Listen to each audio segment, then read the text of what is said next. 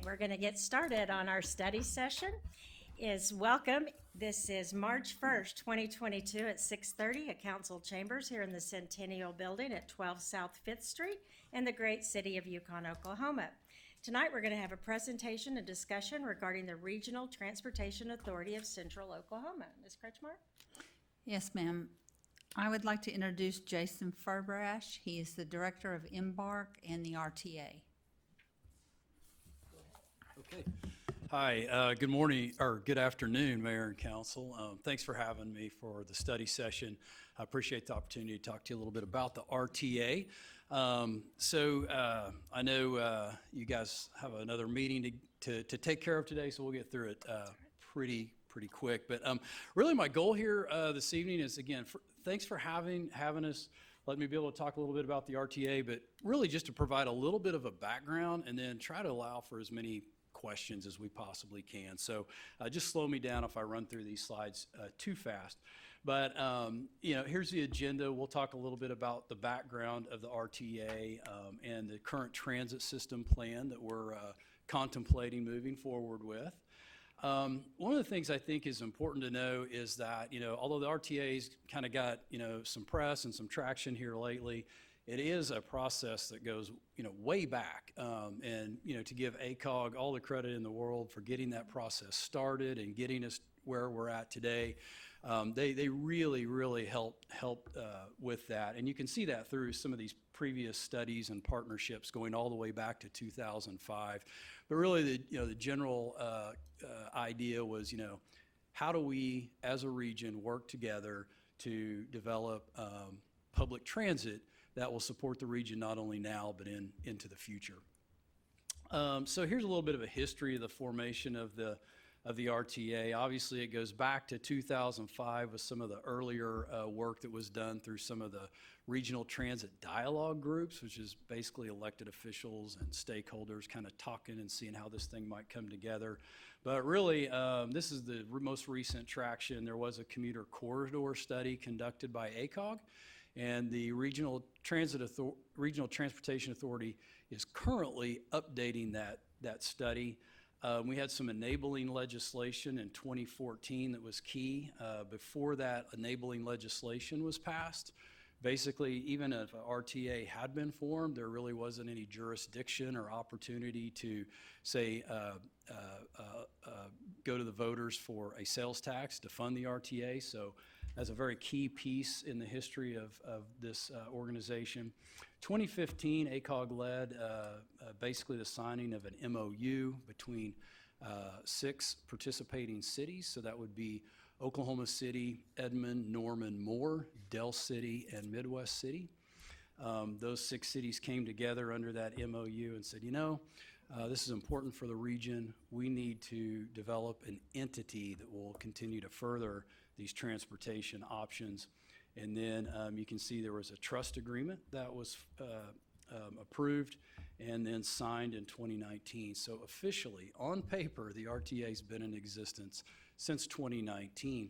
One of the things that I think is worth noting about the RTA, it is a separate government entity. So that trust indenture and state statute through the Trust Act allows that to be a separate entity.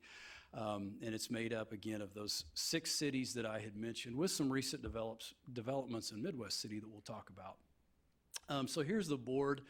You probably recognize our chair, former Governor Brad Henry, Marion Hutchinson, a longtime transit advocate representing the city of Norman, James Boggs representing city of Edmond. Oklahoma City has 2 directors on there, Miss Malone and, of course, Governor Henry, Steve Eady from Moore, Don Vick from the city of Del City, and then Aaron Budd was appointed by Midwest City. Myself and the RTA owners rep, Catherine Holmes, really kind of oversee the day-to-day administrative functions and project planning. So maybe pause right there just to talk a little bit about Midwest City. So Midwest City was a founding member of the RTA. Just since then, their priorities, the desire of their council have been to basically shift their focus other places. So they have passed a resolution to withdraw from the RTA. The reason why I am still showing them as a member here is because the RTA hasn't actually yet took official action to amend the trust indenture, omitting Midwest City. So any point of confusion there, I hope that clarified it. But it's a work in progress. They have decided, they'll support RTA. They're going to support transit. We continue to partner with them as Embark, the bus provider. But their desire and focus is not to actually be a member of the RTA at this time. Okay, so what's next? We're basically 2 years into a 4-year process. The first year, really we spent time developing a transit system plan, and I'll show you a map. Transit system plan, concept plan is generally like, hey, what areas do we think we need to serve and put in high capacity transit? The alternatives analysis, on the other hand, is really a more refined plan, and that's where you start getting into, what mode? Will it be rail? Will it be bus? Where's this corridor going to go? Will it be existing BNSF right-of-way where we build a BRT lane? What are ridership projections looking like? What are capital costs? What are operating costs? Where, if we're doing commuter rail, where are the stations going to be located? So that is currently all in process and planned to wrap up for the north-south corridor, Edmond to Norman, with, of course, Oklahoma City and more in that corridor. That should wrap up at the end of this fiscal year, June, so we'll have some really solid cost estimates, both capital and operating. And then we continue to work on the east corridor because the RTA is absolutely committed. I mean, the system will not work if we can't connect to the region's largest employer. So figuring out how we're going to get to Tinker is certainly a top of mind as well. And so once we get through the alternatives analysis, basically, you guys as a council, you do all kinds of construction projects, and I know you get this process, but basically we have to go through some environmental work, some engineering, and ultimately, the ultimate goal is to put forth a project that on its merits, the FTA will evaluate it and say, that's worth federal investment. We want to invest in the capital. We expect local contributions as well, and then by the way, we need to know the local regional entity has a funding mechanism to support the ongoing operations. So that's really what that alternatives analysis sets the RTA up for, is federal funding on the capital side and then a financially constrained plan to make sure we can build it and operate it. Okay. These are our partners, federal, state, regional, and then of course existing transit operators. I say existing transit operators because with Norman, Midwest City, Oklahoma City, Edmond all having existing transit services, we got to make sure those existing providers connect to whatever this high capacity transit is, or it's really kind of a high capacity train to right nowhere. I mean, if you can't disembark and go to your final destination. Goals within the transit system plan, probably not a surprise to you, but I mean, obviously, the goals of the system plan are centered around mobility and connectivity, some buzzwords in transit these days. Equity and accessibility, I mean, obviously, that's what public transit is all about, in that anyone in the community or the service area can use it. Economic development and workforce. Not just increasing property values, but also making sure workers that need transportation can get to their places of employment. Good for business, good for the workers, and then sustainability and viability, financially constrained, but then also obviously making sure we are good stewards of our environment. Okay. And slow me down anytime, but transit modes, and I won't spend a lot of time on this, but these are the different modes that will really make up a comprehensive plan. I can tell you that the RTA really right now is focused on commuter rail, okay? Particularly because the RTA is looking to take advantage of the existing BNSF corridor that we're probably all familiar with, running north and south through 4 of the 6 original cities. There's some efficiencies there because there's already track. It's a matter of negotiating with BNSF for some shared use and so forth. But I can tell you through that alternatives analysis where I described we evaluate modes and corridors, it has been determined that it will come out that the north-south corridor will be commuter rail on that particular shared railroad right away. But anyway, fixed route bus, streetcar, bus rapid transit, light rail, and commuter rail will all go into the mix. And as you know, we have some of those already operating within our community. I won't go through all of these details here. Suffice it to say, it'll be available to you, or I'm happy to answer questions. But basically, the idea of this slide is, it's like what kind of mode is appropriate for certain types of transportation, and then what are the costs related to that? Obviously, costs are a huge factor. You can see commuter rail. I'll just focus on that one since that's the furthest along as far as capital costs, kind of a medium to higher range. Relatively low compared to others in terms of operating costs. The commuter rail, for example, covers a lot more miles, which than a streetcar, and definitely significant economic development around stations, and then some moderate kind of on the periphery. Public engagement, I think this is important. As elected officials, I know how you rely on feedback from the public, and the RTA is no different. So through the planning process, we all adapted to the world of virtual public engagement. So we had a couple of town halls. We have an rtamoves.com website.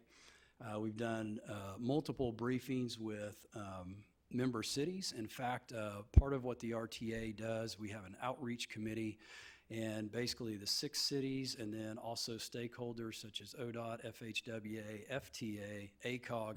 We just set up a regular rotation. So we're in front of all of those stakeholders and member cities each quarter because, there's a lot of things happening, and we want to make sure we're consistent with our messaging. All members and stakeholders are hearing kind of the same information. We've had some local media, some actually recently this weekend. Social media, obviously we've all adapted to using social media to reach our constituency and the public, and you can sign up to receive any email updates. So transit system plan, and this is really just a map, but it is a plan that guides the development of transit over the next 10 to 25 years. Creates a vision for how the system could look. And this is really, I want to focus here just for a minute. So there's a lot of work that goes into, a summarized map like this, but hopefully you can get the gist or at least kind of begin to get the concept or picture of what a regional system would look like. First of all, we have to acknowledge that our customers that use transit, they don't really care where jurisdiction lines are, right? They want to be able to start their trip where they live or they work, and end their trip where their desired destination is. So we've tried to design this map so that it serves all areas of the region. So I'll just start real quick. The bold red lines that you see are what we would consider to be high capacity transit corridors. So this is some of those modes I mentioned, like the commuter rail, the light rail, the bus rapid transit. We've talked about the north-south corridor connecting Edmond to Norman. We're evaluating alternatives for the east corridor, Del City and Tinker. And when the RTA put this map together, they acknowledged, previous studies had been done on the corridors I just described, but there was really nothing recent out to the west. And we know, we know Yukon, for example, fastest growing county in the state, right? Mm-hmm. And some of West Oklahoma City, the same. And so again, having that regional vision, it's like, that area is growing. We ought to at least contemplate including that in a long-term plan. And then of course we continue to get questions on, for a region, Will Rogers World Airport, admittedly located in Oklahoma City, but it's kind of the region's airport, and yet no public transit. So those were considerations. I'll pause, or I'll dwell right there just for a few more seconds, because the significance of this, and hopefully, part of the reason we were invited and had an opportunity to share this with you is simply because the RTA was successful in being awarded a RAISE grant, which is an FTA grant program for some planning funds to study those 2 corridors out to the west. So as you remember, we've done some preliminary work. ACOG did great preliminary work on the north, south, and the east. We're updating that work that was previously done, but we really desire to study out west, but didn't have the funding until now.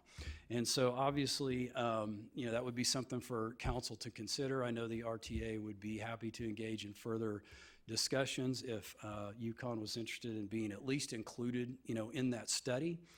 We will be looking to kick that procurement off in late spring. So again, we're open to input, dialogue. We certainly want to try to capture all of the region if participating cities desire. Okay, so I'll run through the rest of it pretty quickly, but basically what you can also take away from this is it's a connected system. So you have the high capacity transit, but then also in the fainter lines, you can see a yellow grid in the middle. You've got kind of a pink grid at the bottom, green grid at the top, and then kind of another pink out to the right there or east. Those are the existing bus networks. So again, it's trying to get that idea of putting those existing transit providers, making connections with the high capacity corridors. And then finally, we've also sketched in what we call initiatives by others, AKA Oklahoma City MAPS program projects. So we, as Embark, are currently in design of the region's first bus rapid transit going to the northwest. So that's kind of that blue dotted line, or blue line you see kind of going off to the northwest, serving Classen and Northwest Expressway.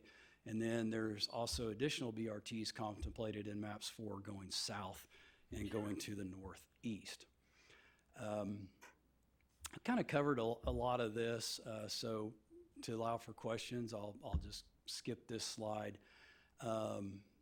Again, we've talked about the north-south corridor and what's being studied. I alluded to also what's being studied to the east.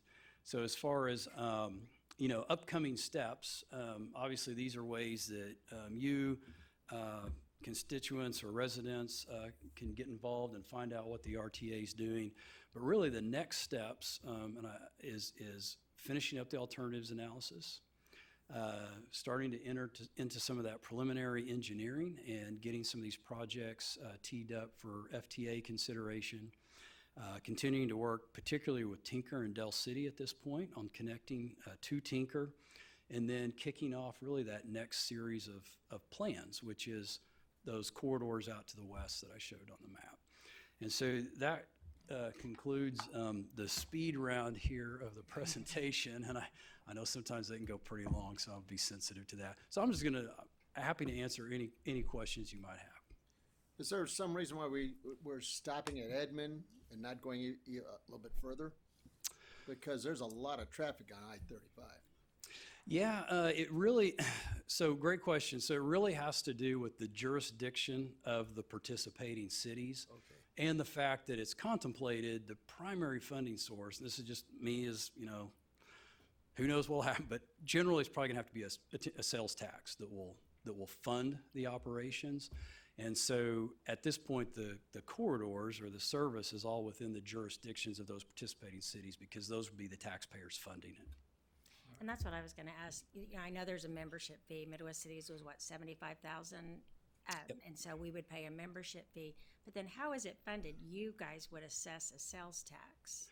Yeah, so right now, so two-part question if I could. So right now, the RTA is, functioning, on paper as a trust with really no dedicated funding source other than, FTA grants or grant funds when we can get them, and then just really contributions by the participating cities. So the way that works is the last couple of years we've came up with proposed operating budgets. We've looked to see, what grant funds we have to offset that, and then the gap is filled by member city contributions or payments. And the way those payments are allocated, it's based on population. So you take the population of the entire 6 cities, divide that out, and, for example, Oklahoma City picks up roughly 66% of the expenses, whereas, Del City picks up probably the smallest portion. But that was the way the task force appointed by ACOG, kind of determined the way to do that.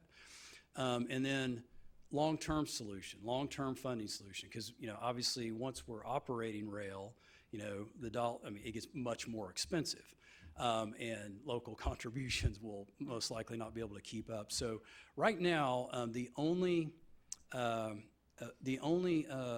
tax, or I should say, the only ability for the RTA to generate its own dedicated funding is sales tax. That's all the legislation allows. So it would have to be an election. If the people voted the sales tax in, that sales tax would actually go directly to the RTA. You know, for example, right now, as Yukon, as a municipality, you know, the tax commission sends you a check. Well, again, being a separate entity, the RTA would simply be a recipient of whatever that levy is. Now, with that said, there is interest. There's been some discussion, at least with some of the member cities' lobbyists, you know, to try to push that envelope a little bit and see what other types of funding sources are available. And so we'll see where that goes. I mean, I think, you know, all of the cities they want as much flexibility as they can. And so right now we've got the sales tax piece, working on the others.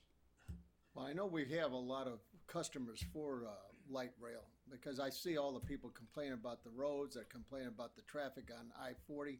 So there's a lot of traffic coming from El Reno, from Yukon going in the downtown area and past. So it's a great idea, and I'm surprised we haven't thought of it sooner. Yeah. Yeah, I think it's a, you know, in a sense, kind of I think a good growing pain to have, Yes. right? But again, that's the idea of the plan, is to try to get out in front of it by that 10 or 15 years. When we did our survey, was there any interest on that kind of rail system into the city? Did we have any questions that addressed that? Be difficult if we add a tax and then another tax be added. Yeah. Any other questions for him?